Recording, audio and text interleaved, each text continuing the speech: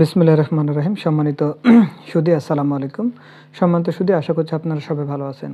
সম্মানিত সুধী, আজকে অনেক গুরুত্বপূর্ণ একটা টপিকস নিয়ে কথা বলতে যাচ্ছি। সেটা হলো ফ্রিল্যান্সাররা অনলাইনে আয়কর রিটার্ন জমা দেবেন কিভাবে এবং তাদের আয় আদৌ করযোগ্য কিনা, বা এই ইনকামের উপরে ট্যাক্স দিতে হবে কিনা, বা ফ্রিল্যান্সাররা কি শর্তে আপনার ট্যাক্স এক্সেমটেড সুবিধা পাবেন, সেটা কত সাল পর্যন্ত পাবেন, এরকম পুরো বিষয়টাই আমরা আজকের ভিডিওতে শেয়ার করার চেষ্টা করব। তাই ভিডিওটি না টেনে শুরু থেকে শেষ পর্যন্ত দেখলে আশা করছি বিষয়টুকু ক্লিয়ার হয়ে যাবে। যারা ফ্রিল্যান্সার আছেন, ইনকাম করছেন বাট বিষয়টা জানতে পারছেন না, অনেকে ভুলভাল রিটার্ন জমা দিচ্ছেন। প্রায় আমরা দেখি ফেসবুকে, গ্রুপে অথবা পেজে বিভিন্নভাবে কমেন্ট করেন অথবা মেসেঞ্জারে কমেন্ট করছেন যে আমি ফ্রিল্যান্সার, আমি ফ্রিল্যান্সিং করে ইনকাম করি, তো আমার ইনকাম আদৌ ট্যাক্সেবল হবে কিনা বা ট্যাক্স ফ্রি হবে কিনা, এরকম অনেক বিষয়গুলো জানতে চাচ্ছেন। আজকের ভিডিওটি তাদেরকে উদ্দেশ্য করেই করা। যাই হোক, সম্মানিত সুধী, আমাদের মূল রিটার্ন ফর্মে যাওয়ার আগে কিছু বিষয় শেয়ারগুলো করে নিই। সেটা হচ্ছে একজন মানুষ দুইভাবে ইনকাম করে নর্মালি। একটা হলো লোকাল ইনকাম আর একটা হলো ফরেন ইনকাম। তো মানুষ অর্থাৎ বাংলাদেশের যে ট্যাক্স পেয়ার বা করদাতা, সেটা বাংলাদেশে বসে দুইভাবে ইনকাম করতে পারে। সেটা লোকালি যে ইনকাম করছে সেটা তো ট্যাক্সেবল ইনকাম, বা লোকাল যে ইনকাম ট্যাক্স অ্যাক্ট 2023 আছে সেটার আলোকেই আমাকে বলতে হবে ট্যাক্সেবল হতে পারে, ট্যাক্স ফ্রিও হতে পারে। দ্বিতীয় কথা হলো ফরেন ইনকাম, অর্থাৎ বাংলাদেশে বসে আপনি বিদেশের সার্ভিসের বিনিময়ে যে ইনকামটা করছেন, সেটাকে আমরা বলছি ফরেন ইনকাম। এখন এই ফরেন ইনকামের মধ্যে আবার ক্লাসিফিকেশান রয়েছে। এই ফরেন ইনকাম আমাদের যেটা হচ্ছে যে বাংলাদেশে বসেও হতে পারে অথবা বাংলাদেশ থেকে বিদেশে গিয়েও হতে পারে। এখন আমরা অনেকেই বলি বিদেশ থেকে টাকা আসলে এটা রেমিটেন্স ইনকাম। রেমিটেন্স ইনকাম কার ইনকাম? আগে বিষয়টা ক্লিয়ার করে নেন। সেটা হলো প্রবাসী, যারা বিদেশে বসে বিদেশে উপার্জন করছে, দেশের মাটিতে টাকা পাঠাচ্ছে, সেই ইনকামটা যিনি ইনকাম করছেন শুধুমাত্র তারই এটা রেমিটেন্স ইনকাম, এবং সেটা ট্যাক্স ফ্রি ইনকাম বা ট্যাক্স এক্সেমটেড ইনকাম।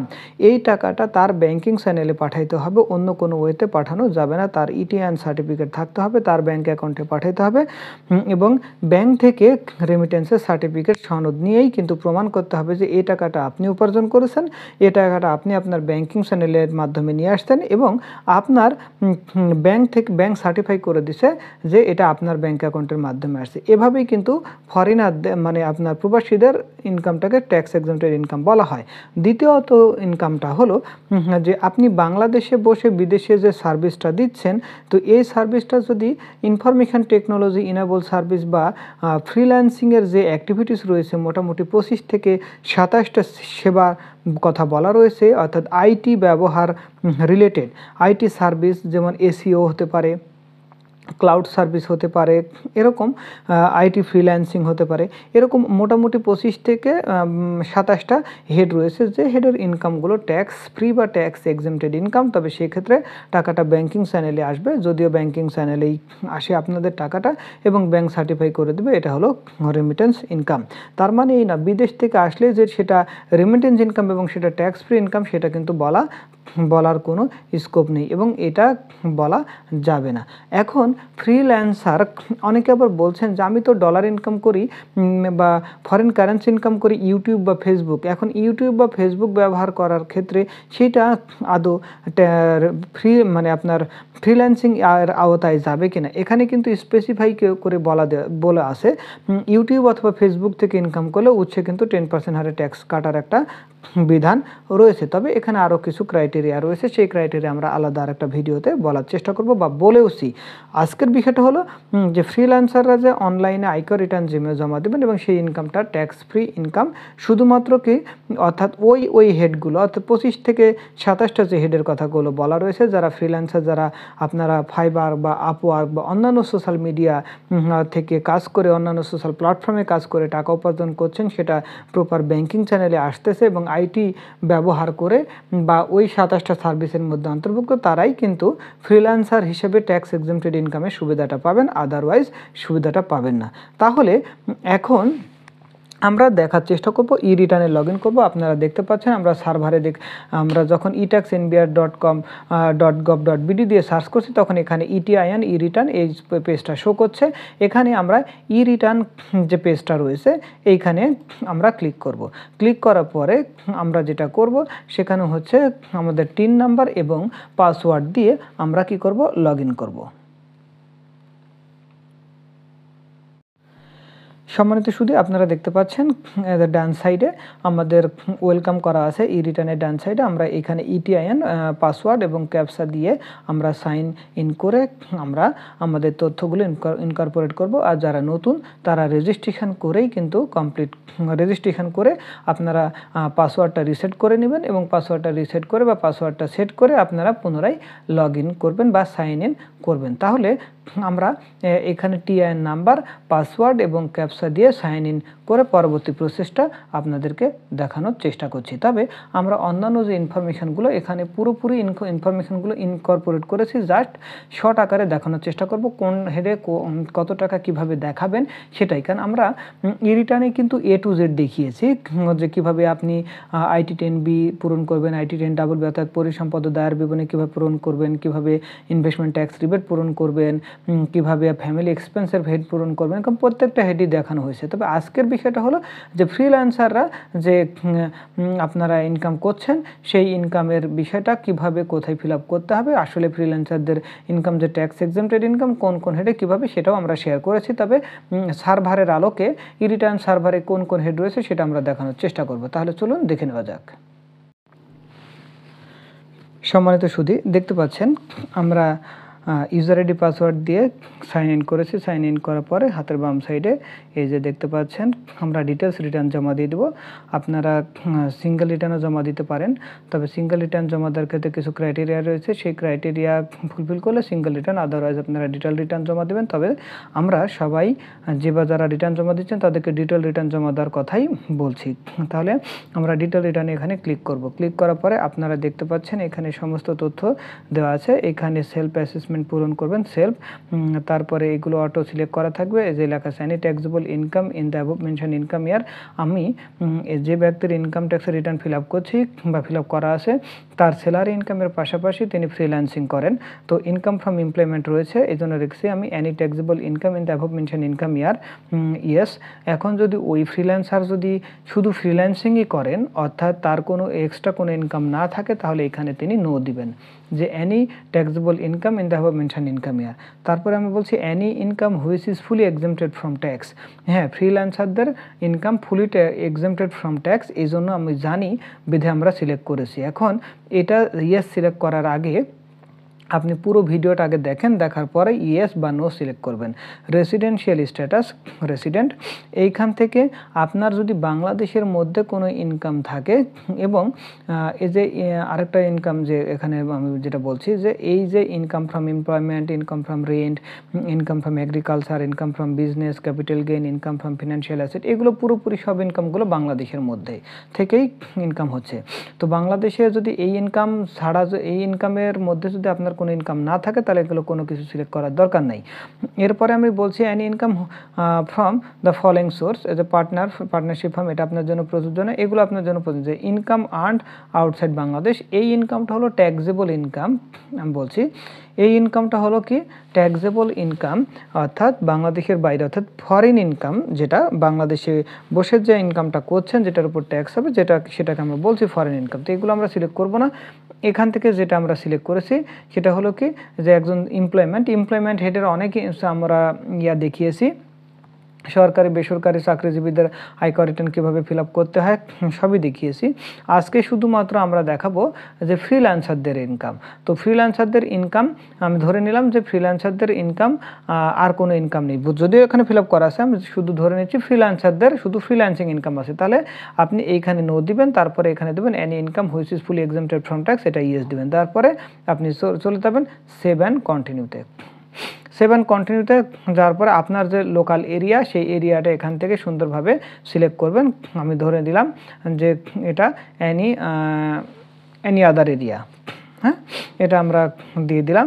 দিয়ে দেওয়ার পরে ক্লেম ট্যাক্স রিবেট যে ব্যক্তির রিটার্ন আমরা ফিল আপ করছিলাম তার একটা ট্যাক্স রিবেট রয়েছে, সেটা শেয়ার হোল্ডার ডিরেক্টর না, তার ওয়েলথ 40 লাখ টাকার উপরে, মোটর কার নেই, অফশোর প্রপার্টি বা এরকম কোনো কিছু নেই, হাউস প্রপার্টি এরকমও কোনো কিছু নেই, সিটি কর্পোরেশন আছে বাট সিটি কর্পোরেশনের মধ্যে না। আচ্ছা, এগুলো আপনার অটো সিলেক্ট করবেন। এই যে ইনকাম ফ্রম এমপ্লয়মেন্ট, এটা তো আপনি আপনার ক্ষেত্রে যেটা প্রযোজ্য সেটা অটোমেটিক, শুধু বলে নিই এমপ্লয়মেন্ট টাইপ কী হবে, আপনি প্রাইভেট বা পাবলিক বা কোনটা সেটা ফিল আপ করবেন। নেম অফ দ্য অফিস, আপনার অফিসের অ্যাড্রেসটা, আপনার ডেজিগনেশনটা কি সেটা ফিল আপ করবেন। আপনার বেসিক হাউজিং মেডিকেল কনভেন্স যা আছে সেটা এখান থেকে সিলেক্ট করবেন। এর বাইরেও যদি বাইরে যদি অন্য কোনো হেড থাকে তাহলে এইখানে ক্লিক করে এখানে আপনার যেটার জন্য প্রযোজ্য সেটা সিলেক্ট করে ফেলবেন। That's enough. তারপরে ব্যালেন্সটা লিখবেন। এখানে আর তেমন কোনো কিছুই নেই। আমরা চলে যাব ট্যাক্স এক্সেম্পটেড ইনকাম হিসেবে, কারণ আজকের মূল বিষয়টা হলো ফ্রিল্যান্সারদের যেহেতু ইনকাম, তো ফ্রিল্যান্সারদের ইনকামের ক্ষেত্রে আমরা বলছি এই আরেকটা বিষয় বলে নিই, ফ্রিল্যান্সাররা কিন্তু যে ইনকামটা করছেন তারা দুইভাবে করতে পারে। এটা কিন্তু তাদের ইনকাম ফ্রম বিজনেস আর প্রফেশনের আওতায় চলে যাচ্ছে। তো ইনকাম ফ্রম বিজনেস অথবা প্রফেশনের আওতায় যখনই চলে যাচ্ছে তখন কিন্তু ইনকাম স্টেটমেন্ট ব্যালেন্স শিটের প্রশ্ন আসবে। এটা আপনাদেরকে মাথায় রাখতে হবে কি ইনকাম স্টেটমেন্ট এবং ব্যালেন্স শিটের প্রশ্ন আসবে। এখন আপনি যদি ট্রেড লাইসেন্স ইউজ করেন, আমি বারবার বলছি অনেক ফ্রিল্যান্সার আছে যারা ছোট্ট একটা ল্যাপটপ দিয়ে কাজ করছেন, তার কোনো 2-4-5 জনের মাধ্যমে যে কাজ করে সেটা নেই। তার মানে কি উনি একাই বসে বসে কাজ করছেন, তাহলে এইটা তার প্রফেশনাল ইনকাম, বাট তার কোনো ব্যালেন্স শিট থাকবে না।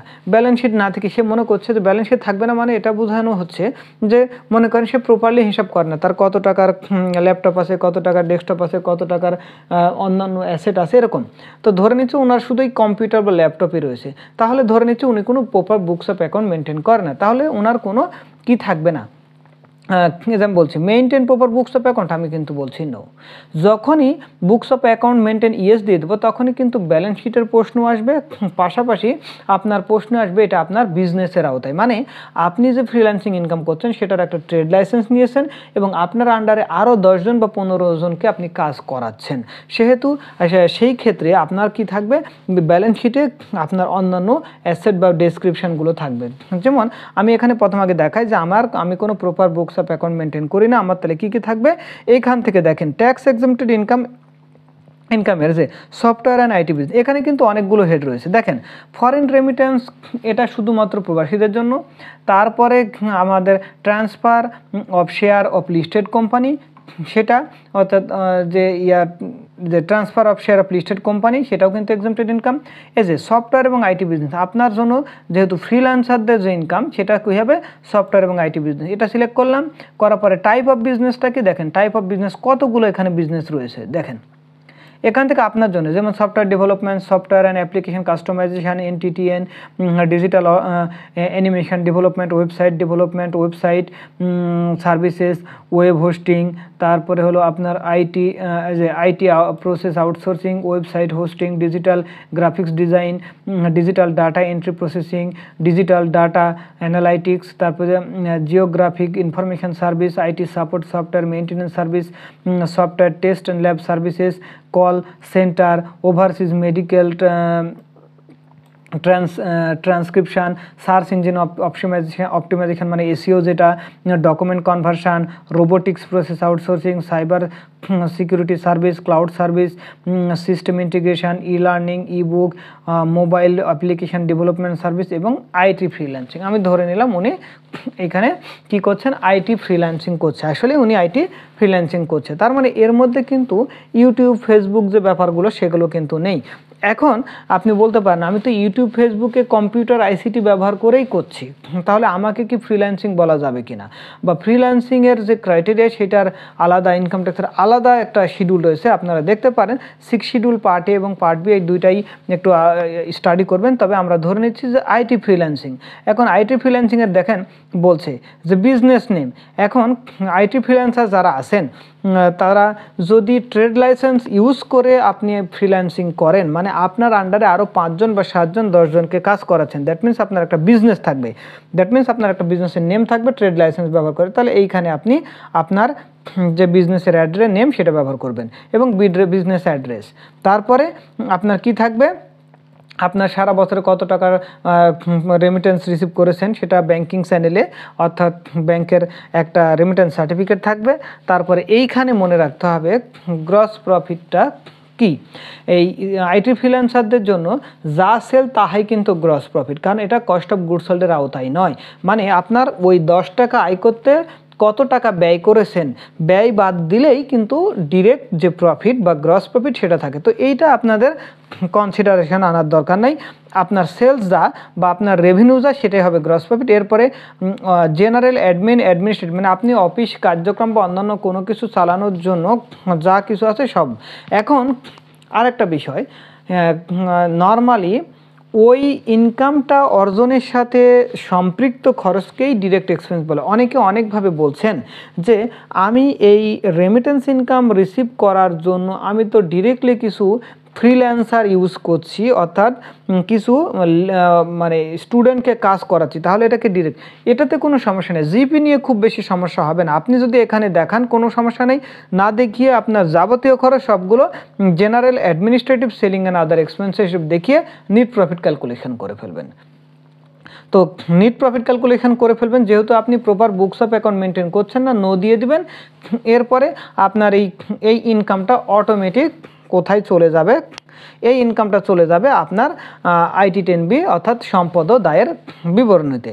এখন কথা হলো, ধরেন আপনি ট্রেড লাইসেন্স ব্যবহার করেন, ধরে নিলাম ট্রেড লাইসেন্স ব্যবহার করেন, তো ট্রেড লাইসেন্স ব্যবহার করে আপনি বুকস অফ অ্যাকাউন্ট মেনটেন করতেও পারেন, নাও করতে পারেন। যদি না করেন তাহলে নো দিবেন, যদি মেনটেন করেন তাহলে ইয়েস দেওয়ার পরে আপনার ক্যাশ ইন হ্যান্ড কত, আপনার তো ইনভেন্টরি থাকবে না। ইনভেন্টরি মানে হলো আপনার ইনভেন্টরি কখন থাকবে, যদি proper books of account maintain করেন। আপনার যদি একটা ট্রেড লাইসেন্সের আওতায় বিজনেস থাকে, তার একটা অফিসের অ্যাড্রেস থাকে, তার কম্পিউটার, ল্যাপটপ, ডেস্কটপ, খাতাপত্র, অন্যান্য স্টেশনারি, পেন্সিল, রেজিস্টার খাতা, অন্যান্য যা কিছু থাকবে সবই হিসাব থাকবে। তো সেই বিষয়গুলো ইনভেন্টরির মধ্যে আসতে পারে। ফিক্সড অ্যাসেট আপনার কয়টা কম্পিউটার, ল্যাপটপ, ডেস্কটপ বা অন্যান্য অ্যাসেট আছে সেটা, আদার অ্যাসেট যদি থাকে সেটা দিবেন।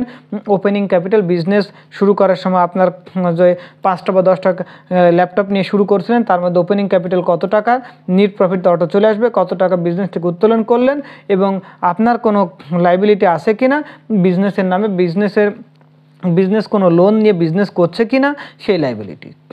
তাহলে এখন যদি আপনি ট্রেড লাইসেন্স ব্যবহার করেন তাহলে ট্রেড লাইসেন্স দিয়েই আপনি এই তথ্যগুলো দিলেন, এবং যদি ইয়েস বলেন অর্থাৎ proper books of account maintain করেন। কিন্তু যদি proper books of account maintain না করেন তাহলে নো দিলে তো এই অপশানগুলো থাকবে না। ওকে, এখন কথা বলতে পারেন যে ইন্ডিভিজুয়াল যে ফ্রিল্যান্সাররা আছেন, যে বা যারা, তারা কি করবেন, তারা তো ধরে নিলাম তারা proper books of account maintain করেন না। ওকে ফাইন, নো দিবেন, মেনটেন করলে ইয়েস দিবেন। আর তাদের নামে তো কোনো ট্রেড লাইসেন্স নাই, তারা ট্রেড লাইসেন্স ব্যবহার করে, তারা এটা তাদের ইনকাম ফ্রম প্রফেশন। তো প্রফেশন ইনকাম হলেও এখানে এজ এ বিজনেস নেম আপনার তো প্রতিষ্ঠানের নাম নাই। প্রতিষ্ঠানের যখন নাম নাই তখন আপনি এখানে type of business IT freelancing, business নেমটাও এইটা আইটি ফ্রিল্যান্সিং, অথবা যে আইটি ফ্রিল্যান্সিং ওয়েবসাইট হোস্টিং বা অন্যান্য যে কাজগুলো করেন সেটাই বিজনেস নেমের আওতায় দিতে পারেন। তবে বিজনেস নেম আবার এরকম হতে পারে, ধরেন মিস্টার এক্স অ্যান্ড ওয়াই, আপনার নাম হলো মিস্টার এক্স, তো বিজনেস নামটাকে মিস্টার এক্সের নামে বিজনেস, কারণ আপনি যেখানে আউটসোর্সিং লিমিটেড বা আউটসোর্সিং কোম্পানি দিতেন বা গ্রাফিক্স ডিজাইন দিতেন, তো গ্রাফিক্স ডিজাইন যেহেতু বিজনেস নাম দিতেন, সেক্ষেত্রে আপনার যেহেতু কোনো ট্রেড লাইসেন্স নাই, আপনার নামেই ব্যাঙ্ক অ্যাকাউন্ট, আপনার নামেই সব কিছু, তাহলে আপনার বিজনেসের নামটাই ধরেন, আপনার নামটাই ওয়ান কাইন্ড অফ বিজনেসের নাম, কোনো সমস্যা নেই। বিজনেস অ্যাড্রেস আপনার বাসাটাই হচ্ছে অ্যাড্রেস। আর যদি ট্রেড লাইসেন্স ব্যবহার করেন তো তাহলে তো কোনো সমস্যা নেই। আর যদি আপনার নাম না ব্যবহার করেন তাহলে আপনি কী কাজ করেন সেটা এখানে দিতে পারেন, আইটি ফ্রিল্যান্সিং, ওয়েবসাইট হোস্টিং বা গ্রাফিক্স ডিজাইন, যেটাই হোক না কেন সেটা দিয়ে দেবেন। তাহলে আশা করছি মোটামুটি এখান থেকে ক্লিয়ার হয়ে যাওয়ার কথা যে ইনকাম স্টেটমেন্ট বা ব্যালেন্স শিট আদৌ দিতে হবে কিনা, কখন দিবেন, proper books of account maintain করলে ইনকাম স্টেটমেন্ট যে ইনকাম সামারি এবং ব্যালেন্স শিট দিবেন, আর proper books of account maintain না করলে নো দিয়ে দিবেন। এবং এই ইনকামটা অটোমেটিক আপনার কোথায় চলে যাবে হলো আপনার IT10B-তে। আপনার এই রিবেট ক্যালকুলেশনের যে ব্যাপারটা সেইটা আপনার যদি রিবেট প্রযোজ্য হয় তাহলে আপনি এখান থেকে রিবেট দিবেন, আদারওয়াইজ তবে রিবেট শুধু ট্যাক্সেবল ইনকাম থাকলে এবং ট্যাক্সেবল ইনকামের উপর যদি ট্যাক্স অ্যালাউ থাকে বা ট্যাক্স থাকে তাহলে রিবেট ক্যালকুলেশন করা যাবে। আপনারা রিবেট কীভাবে ক্যালকুলেশন করতে হবে এখানে অটোমেটিক আমরা একটা শুধু দেখাইছি যেই স্টাফটা আমরা করতাম সেই স্টাফের ধরে নেন আপনার কি আছে লাইফ ইন্স্যুরেন্স রয়েছে, তা লাইফ ইন্স্যুরেন্স পলিসি দেবেন, ইন্স্যুরেন্স কোম্পানি দেবেন, পলিসির নাম দেবেন, প্রিমিয়াম দেবেন, অ্যালাবল ইনভেস্টমেন্ট দেবেন, এগুলো দিয়ে দেবেন। এগুলো এগুলো আপনারা পারবেন, অন্যান্য অনেক ভিডিও দেওয়া আছে সেটা দেখে নিন। এক্সপেন্ডিচার ফ্যামিলি এক্সপেন্স মানে IT10 যেটা BB, এখানে আপনার যে পারিবারিক খরচ 12 মাসের যে খরচগুলো রয়েছে সেই খরচগুলো একটার পর একটা দিয়ে দিবেন। এরপরে আমরা কিন্তু অটো দিয়ে দিছি, এখানে ফ্যামিলি ফুডিং দিয়ে দিছি, উনি ওনার বাবার বাসায় অবস্থান করছেন বা ওনার নিজের বাড়িতে অবস্থান করছেন, তার কোনো গাড়ি নেই, তার জন্য একটা মান্থলি একটা খরচ রয়েছে ট্রান্সপোর্টেশন, তারপরে তার ইলেকট্রিসিটি গ্যাস সাপ্লাই এগুলো তার নিজস্ব কিছু খরচ রয়েছে, সেই খরচগুলো আমরা দিয়ে দিলাম। এরপরে ঈদের মধ্যে আপনার 2 ঈদে যে খরচ হয় সেই ঈদের খরচগুলো দিয়ে দেন, এর বাইরে আউটসাইড যদি আরও কোনো খরচ থাকে সেটা আপনারা দিয়ে দেন। ওকে আমরা দিয়ে দিছি। ওই ব্যক্তির লোন ছিল, লোনের ইন্টারেস্টটুকু আমরা এখানে দিয়ে দিছি এবং তার কোনো উৎসে করকর্তন নেই সেজন্য দেয়নি। যদি কোনো উৎসে করকর্তন থাকে তাহলে পেমেন্ট অফ ট্যাক্স এখানে দিয়ে দিবেন। ওকে, এরপরে যেটা হবে সেটা আবার অ্যাসেটস অ্যান্ড লাইবিলিটিসে। আমরা এখানে ওই IT ফ্রিল্যান্সারদের তো আপনার ওনার যদি ট্রেড লাইসেন্স থাকে, ট্রেড লাইসেন্স থাকলে তার একটা এবং প্রপার বুকস অফ অ্যাকাউন্ট যদি থাকে তাহলে কিন্তু এই যে এইখানে থাকবে বিজনেস, এই যে দেখেন যে বিজনেস ক্যাপিটাল আদার দেন ডিরেক্টর শেয়ার হোল্ডিং লিমিটেড, তার মানে বিজনেসের নাম, টোটাল বিজনেস অ্যাসেট কত, লাইবিলিটিস কত, ওই যে ব্যালেন্স শিট বা ইনকাম স্টেটমেন্ট যে ব্যালেন্স শিট করলেন সেই ব্যালেন্স শিটের এখানে ভ্যালু চলে আসবে। কিন্তু যদি বলেন আমি proper books of account maintain করে নিই তাহলে আপনার জন্য এটা কিন্তু প্রযোজ্য নয়, কোনো সমস্যা নেই। নন এগ্রিকালচার প্রপার্টি যদি আপনার এটা থাকে আপনি ডেসক্রিপশান দিবেন কীভাবে অ্যাকুইজিশন করছেন, পারচেজ বা ইনহেরিটেন্স বা কোথায় কী সেটা আপনারা একটু বলে দিবেন। তারপরে এরিয়া অফ প্রপার্টি ইউনিট কত, আমি বলছি যে এটা 5 কাঠা জমি, এটা 5 কাঠা না, এটা 5 কাঠা জমি, বাট এখানে যেহেতু দেখেন SFT মিটার ডেসিমেল একর রয়েছে, হ্যাঁ, তাহলে 5% জমিকে আপনি করবেন কি কাঠা, মানে 5 কাঠা জমিকে 5% কনভার্ট করে নেবেন। তো এইটা আমার যেহেতু 5 ডেসিমেল, আমি 5 ডেসিমেল দিয়ে দিলাম। বছরের শুরুতে কত ভ্যালু ছিল, বছরের শেষে কত ভ্যালু আছে। তো বছরের শুরুতে মানে যদি আপনি আগের বছর রিটার্ন দিয়ে থাকেন তাহলে ওই বছরের ক্লোজিং ব্যালেন্সটা এই বছরের ওপেনিং ব্যালেন্স হিসেবে হবে। আর যদি আপনি নতুন করদাতা হয়ে থাকেন তাহলে এই ওপেনিং ব্যালেন্স আপনার হবে না, direct closing balance.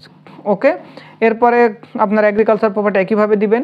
Financial asset value, ধরেন আপনার একটা শেয়ার বিজনেস রয়েছে, তার বিও অ্যাকাউন্ট থাকবে, কীভাবে শেয়ারটা পারচেস করছেন, ইনহেরিটেন্স কিনা বা সেই ডিটেলস থাকবে, name of the brokerage, house name, cost কত, আপনার যদি সঞ্চয়পত্র থাকে বা অন্যান্য যে ব্যাপারগুলো এখানে ইজি, আপনি সবই পারবেন। সঞ্চয়পত্র টাইপ, কী ধরনের সঞ্চয়পত্র, পরিবার সঞ্চয়পত্র না 3 মাস অন্তর বা 5 বছর, যেটাই হোক না কেন, registration number, date, total value. অনুরূপভাবে ফিক্সড ডিপোজিট, ডিপিএস, কাউকে যদি আপনি লোন দিয়ে থাকেন সেই বিষয়গুলো ফিল আপ করবেন। আপনি যদি মোটর কার থাকে তার মোটর কার রেজিস্ট্রেশন নাম্বার, গাড়ি কিনেছেন কিনা, কীভাবে যে বলছে টাইপ অফ পার্টিকুলার্স, তারপরে এখানে কীভাবে পারচেজ, ইনহেরিটেন্স বা গিফট, ইঞ্জিন ক্যাপাসিটি, ইউনিট কত, অ্যামাউন্ট কত। আপনার যদি কোনো গোল্ড, ডায়মন্ড বা আদার জেমস আইটেমগুলো থাকে সেটা এখানে ডেসক্রিপশন এখানে দিয়ে দিবেন।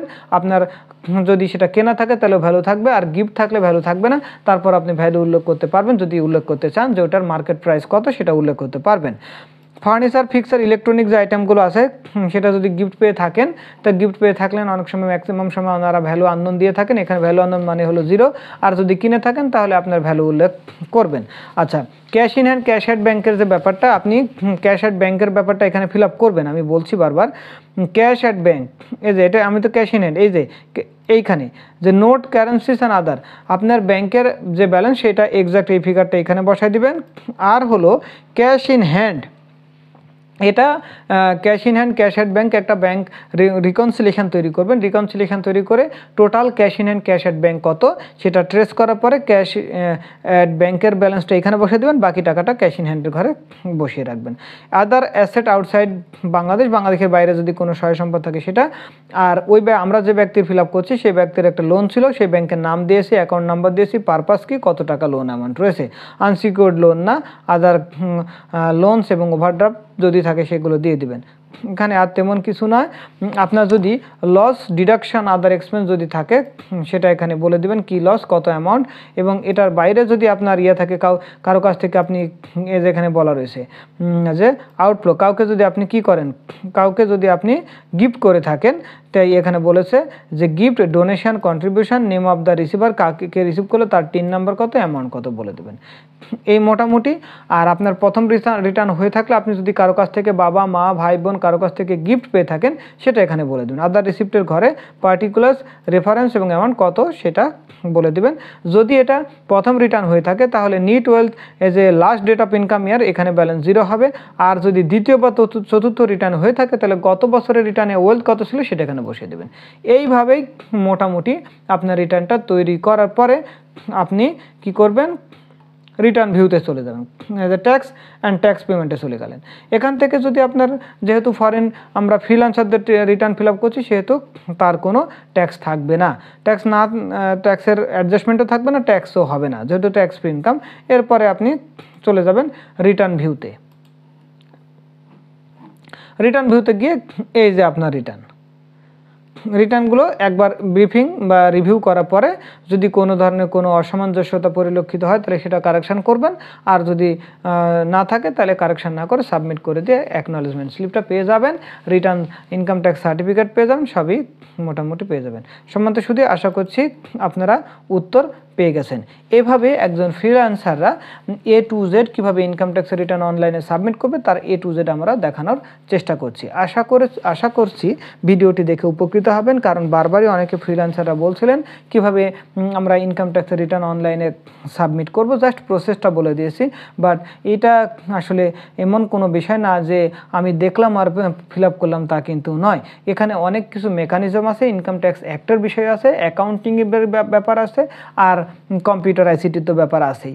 যাই হোক, যদি ইনকাম ট্যাক্স সম্বন্ধে জানেন তবে নিজে করবেন, আর যদি ইনকাম ট্যাক্স অ্যাক্ট সম্বন্ধে বা ইনকাম ট্যাক্স সম্বন্ধে না জানেন তাহলে রিস্ক নেবেন না, কারণ আপনার ছোট্ট একটা ভুল কিন্তু আপনার সারা জীবনের কষ্টের কারণ হয়ে দাঁড়াইতে পারে।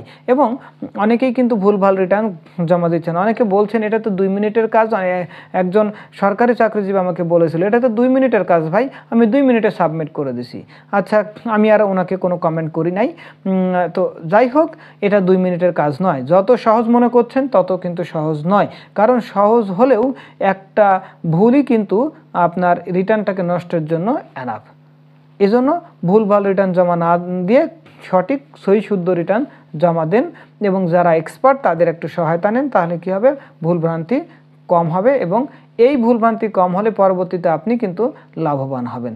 আজকের কিছু ইনভেস্টমেন্ট হয়তো ভবিষ্যতের আপনার লাভের কারণ হয়ে দাঁড়াবে, তবে আজকের কোনো অল্প কিছু খরচ হয়তোবা ভবিষ্যতে আপনার ক্ষতির কারণ হয়ে দাঁড়াবে। একবার ফাইলের অসামঞ্জস্যতা পরিলক্ষিত হলে ট্যাক্স অফিসে, সেটা কিন্তু সংশোধন করতে যে কত সময় সাপেক্ষ ব্যাপার, এবং আরও জেনে থাকবেন ইনকাম ট্যাক্সের ফাইল একটা অডিটে পড়লে দীর্ঘ 24 মাস এই ফাইলটা নিয়ে কিন্তু দৌড়ঝাঁপ চলবেই। এজন্য একটু বুঝে শুনে ভেবেচিন্তে অনলাইনে রিটার্ন জমা দেবেন। যাই হোক, সম্মানিত শুধু আজকে পর্যন্তই। ভিডিওটি ভালো লাগলে অবশ্যই লাইক দেবেন, শেয়ার করবেন এবং কমেন্ট করে জানাবেন যে ভিডিওটি কেমন হয়েছে। তাহলে সম্মানিত শুধু আজকে পর্যন্তই। সবাই ভালো থাকবেন, সুস্থ থাকবেন। আসসালামু আলাইকুম।